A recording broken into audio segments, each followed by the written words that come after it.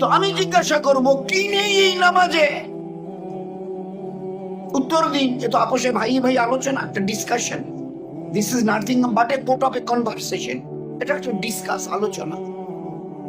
উম্মত জিজ্ঞাসা করছে কি আছে নামাজে, তো আমরা জানতে চাইছি কি নেই নামাজে। বলুন না। অন্ধা সাহাবিয়া, মেয়ে ছেলে একজন, বাচ্চাটা মরে গেছে। দুরাকার নফল, ফরজ নয় গো, দুরাকার নফল নামাজ পড়ে বলেছে, আল্লাহ তুমি না কোরআনে বলেছিলে আল্লাহ হায়াত আর মৌত আমার হাতে। আমি অন্ধা, বয়স হতে যাচ্ছে, আমার এই বাচ্চাটাকে যদি তুলে নাও, মহল্লার লোক আমাকে লাঞ্ছনা করবে, উল্টো সিধা বলবে। খোদায়ে পাক কি কসম, ও সাহাবিয়া রাদিয়াল্লাহু আনহার দোয়া শেষ হয়নি, মরা বাচ্চা বেঁচে জীবিত হয়ে বসে গেছে।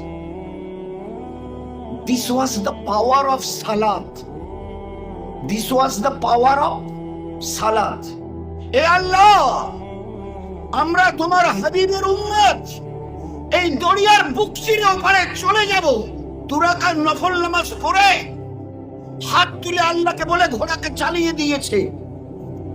এই তিস্তা, তোরসা, মানসাইয়ার সুটুঙ্গা নয়, দাজলা নদীটা যে দিক থেকে পার হয়ে গেছে, চওড়া 63 কিলোমিটার চওড়াই দরিয়াটা। তো ঘোড়া 10,000 সাহাবাদের দরিয়ার পানির উপর দিয়ে চলে গেছে। খোদার কসম, পানির হিম্মত হয়নি এই সাহাবাদের ঘোড়ার পুরে একটু পানি, বিন্দু পরিমাণ পানি স্পর্শ করে। এ ছিল নামাজ, এ ছিল নামাজ।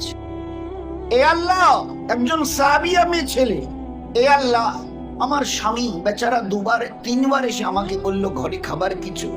আমি বললাম এখনো কোনো ব্যবস্থা হয়নি।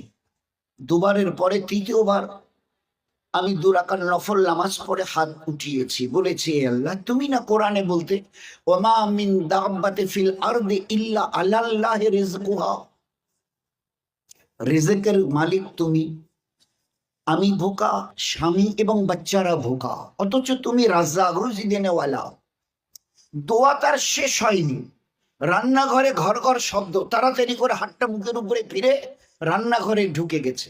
গিয়ে দেখে যে লোহার জাতাতে গম পেশাই করা হয়, সেই লোহার উপরের পাটটা সমানে আপনা আপনি অটোমেটিক্যালি ঘুরছে, আর ওর থেকে আটা বের হচ্ছে, ওর থেকে আটা বের হচ্ছে।